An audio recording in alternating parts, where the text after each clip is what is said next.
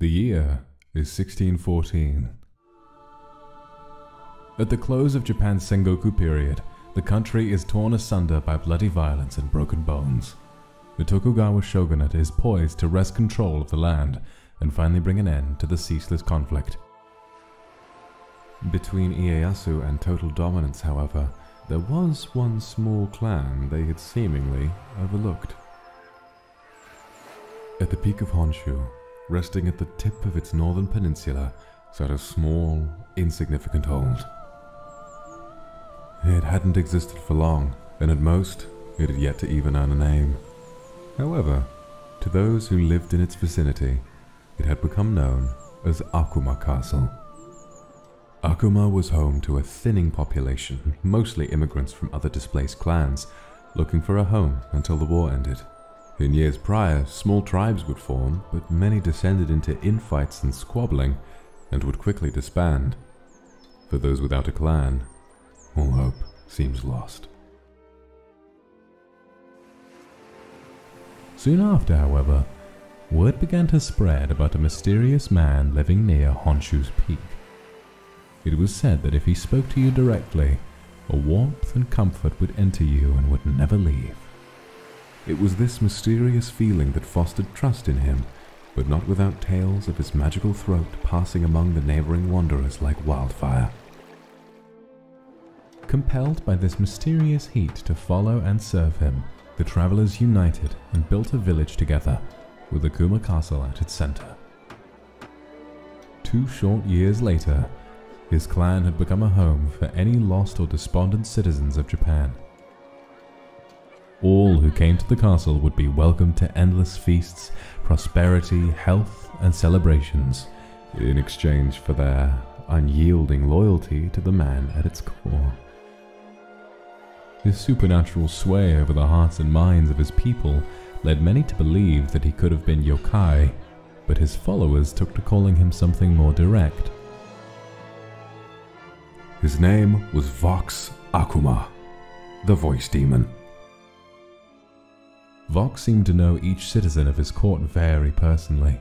He would arrive at their doors carrying tea and produce in their time of greatest need, and would sit and talk with his silver tongue for hours, while never falling behind on any of his duties. The loyal saw him not as a lord, but as their friend. It was this commitment to his legacy that blinded them to the true nature of his rule. Any who ventured outside Akuma's gates would see the bodies of similar deserters torn to ribbons by his sword, before quickly meeting a similar fate themselves. One day, a diplomat from the Tokugawa shogunate arrived at Akuma Castle's gates. He requested an immediate audience with their leader, and Vox was happy to oblige.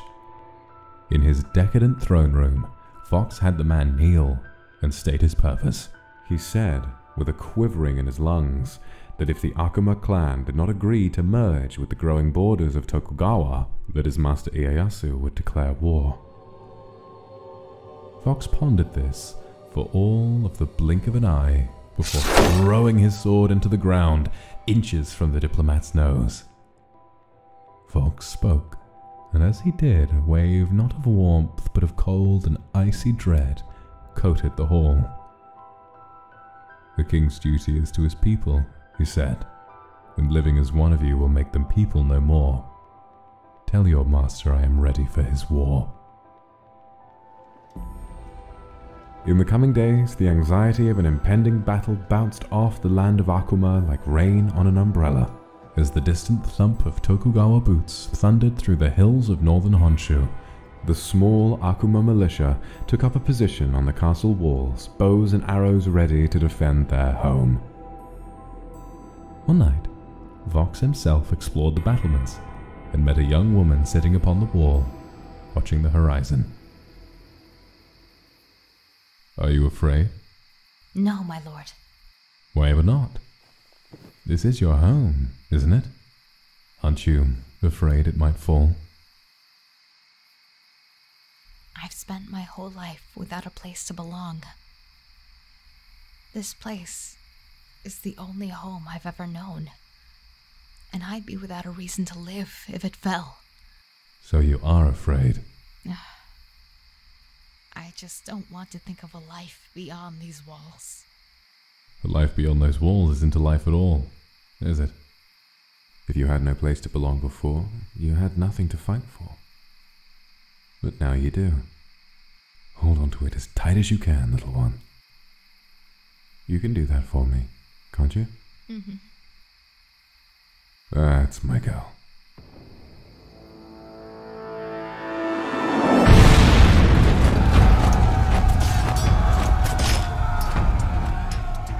As the Tokugawa shinobi quickly slaughtered Vox's soldiers, a grand army appeared at the crest of a nearby hill. At its front was Ieyasu himself, laughing in indignation at the pathetic final stand that stood before him. Vox drew his sword and began fending off the warriors that sought his head. Backed up to the highest peak of his castle, Vox fought off countless of Ieyasu's ilk. It was said that any who could see the tip of Akuma Castle that night saw a blade lit by a demonic fire, the color of which the human eye could scarcely fathom. Amid the 100 slashes of his sword and the blood of Tokugawa spilled by the gallon, slowly, the fire of Vox Akuma began to fade. The soldiers on the ground saw him backed into a corner, until the few who remained of the Akuma clan felt his warmth vanish from their hearts. His fire had gone out, and the peak of his castle was blanketed in shadow. As Ieyasu and his army professed, the last enemy of a unified Japan had been slain, and soon after, the country had become whole. Some believed, however, that his demonic blood would keep him alive. This, of course, is simply hearsay. Akuma. Akuma. Akuma. Akuma. Akuma. Akuma.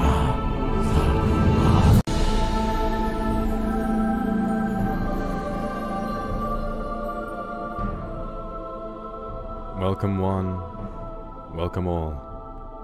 I come to you today with good tidings.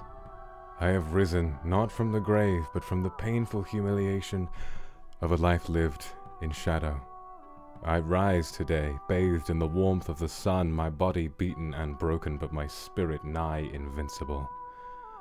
After the pain of 400 years spent waiting, it is an honor to meet you, kindred. So, I think you'd all like to learn a little bit about me, so why don't we get started? I'm not terribly familiar with the slideshows that these other members of my gen have been doing, so I figured I would do something a little more my style. I'm sorry, I forgot to account for the location of chat. You guys are just going to have to wait. So, my name is Vox Akuma, not Akuma. I pronounce it wrong myself sometimes, although you're welcome to pronounce it whichever way you'd like. It's a mixture of Latin and Japanese, which means voice demon, or voice of the devil. Rather, my followers called me that. I have no idea if I have a true name, but I do quite like this one. You're welcome, however, to just call me Vox. As for my age, I do struggle to recollect. Somewhere around the close of Sengoku, 400 years, perhaps it's many more. I don't think any of you are really ready to know the truth, and perhaps neither am I. One thing I am certain of, however, is that I would like for my birthday to share the birth of my clan, April the 25th. As a ruler, I think being born on the same day as my kingdom is quite fitting. I am 178 centimeters tall, or around 5'10". It's so odd. Having lived since the late 16th century, I used to be very tall at the time, but as the years went by, I kept getting outclassed by people as the years went on. The tallest samurai in my army was just about the same height as me, and now I'm to understand I'm somehow an average height. The perspective you gain after a few hundred years makes you think people are gonna shoot up around 200, 300 centimeters tall in the next few hundred years, so I hope I get to live long enough to see that as well. My species, I've come to be known as a demon. I resemble a man, as you can tell. I'm very sorry about the alerts. Let me move those. Should have thought this through a little bit further. I hate to say it's terribly out of character for me, but I am quite nervous, as you can probably tell. I've come to be known as a demon. I resemble a man, as you can see. but I don't age, and seem to have an uncanny knack for accruing followers. Perhaps you'll stick around and see if that holds true all those years later, hmm? Languages? At the moment, I only speak English, unfortunately. For whatever reason, even though my origin lies in Japan, I've lost my memory of that language, and to be honest with you, I'm not really sure why. I am learning to pick it back up, however. I'm making steady but slow progress while I focus on other things. In order to how to greet you or how to address you, you may be my followers or my subscribers, as I understand, but to me, you're my friends. I'd like to open these streams by calling a clan meeting to attention, and with a little luck, we might just be able to build another one.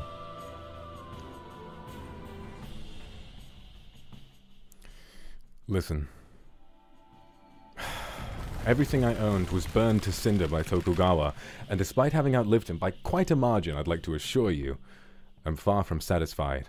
He and his wealthy little clan have had the last laugh, and now that I'm alive, 400 years later, it's still ringing in my ears. While I've never been angrier, I've also never felt more possessed. I want to be the leader that so-called unifier wishes he could be. For that, I need you. I do hope that isn't too much to ask, but I don't think any of you are ones to shy away from a challenge, surely. You're my clanmates, after all, and I need strong soldiers. I should hope you aren't the type to go down easy. Oh, of course! You haven't seen the rest of me yet, have you? Why don't we take a look at my entire look, shall we? First of all, what I would like to say is that the tailors I've met in your time are just excellent. I couldn't have asked for better craftsmanship. This beautiful Haori actually dates back to the Edo period, which was shortly after my unfortunate death. It's been fascinating to get to see how such a beautiful tradition stayed alive for so many years, and in a way, I can't help but see it as a symbol of my journey. Where my life ended, quote-unquote, this cloak began, and after those hundreds of years, here we are, enjoying a red carpet debut together. How quaint is that? The belt as well, I think, is a very sweet expression of the species I hail from and how different it looks from myself. And this adorable little yokai, I understand that many have been asking what his name is, and I'm here to tell you the truth.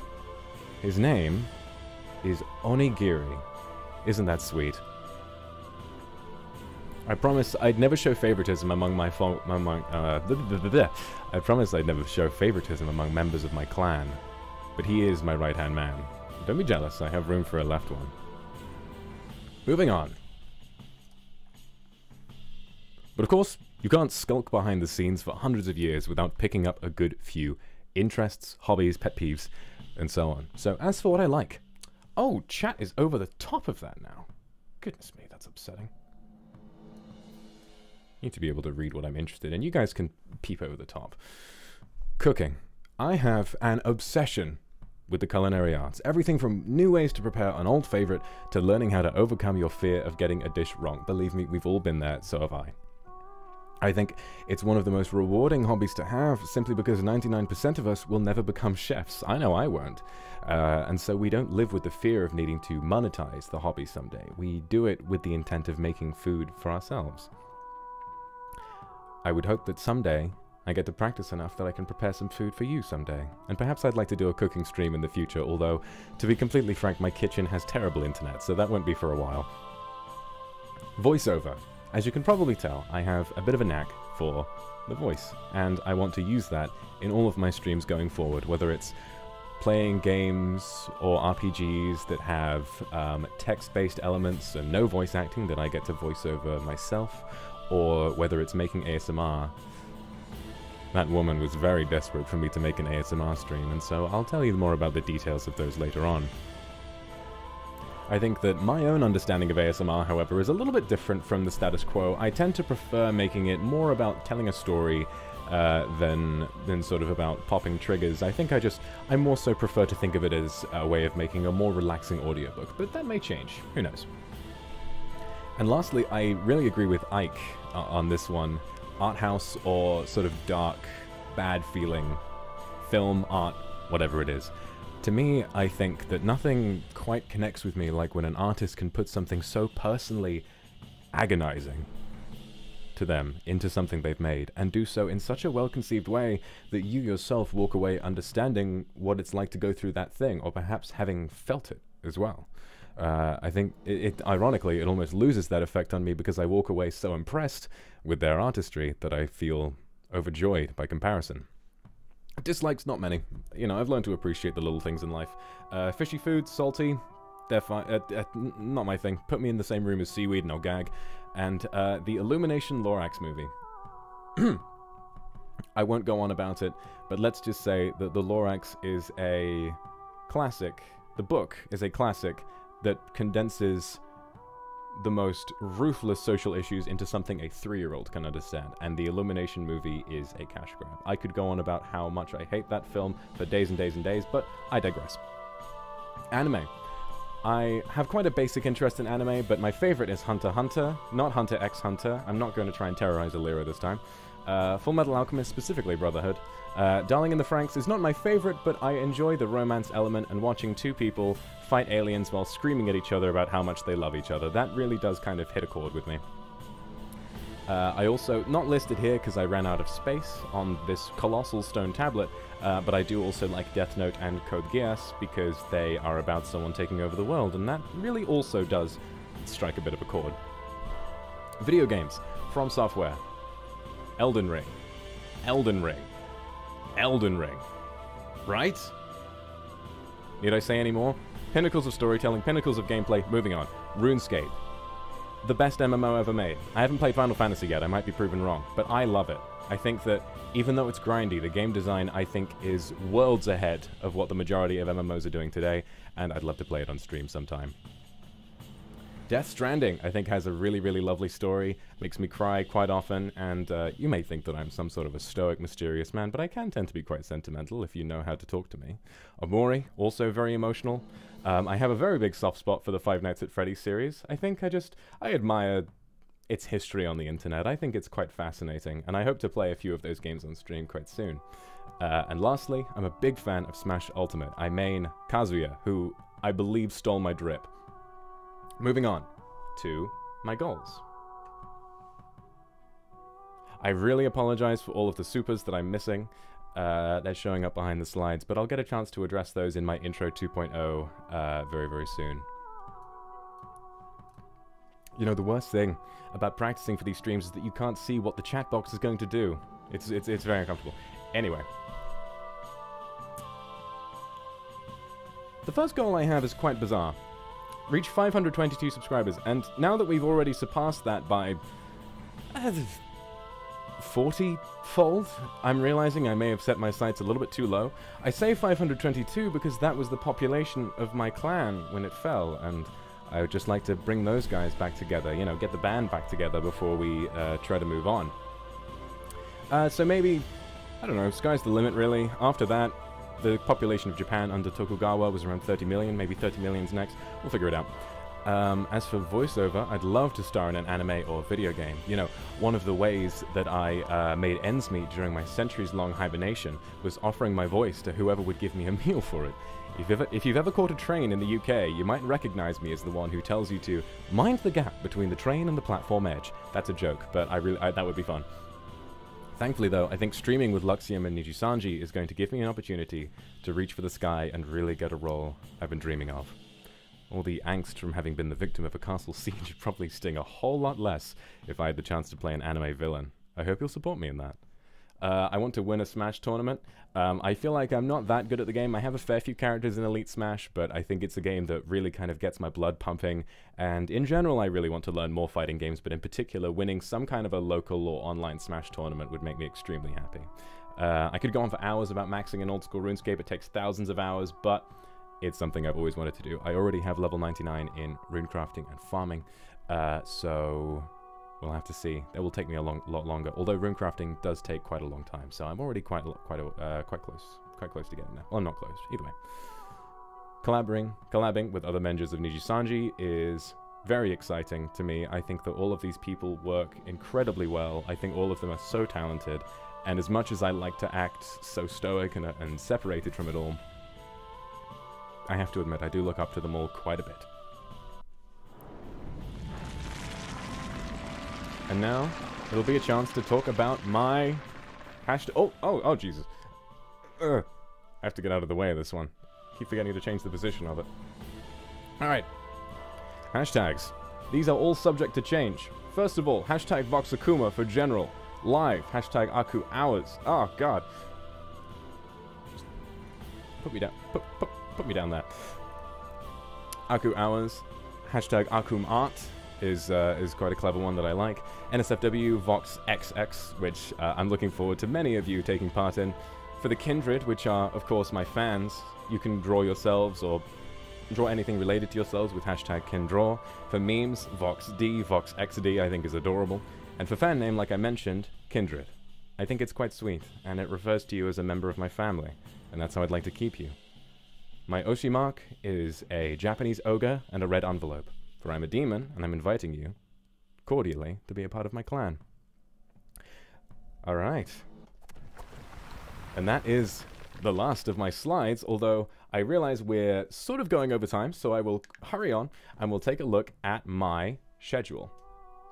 So, for my first week, we're going to be doing an Intro 2.0 tomorrow, where we'll expand upon what I've talked about today, we'll have a little bit of a nicer chat, and hopefully get to decide on final hashtags, because I'm not certain about all of them.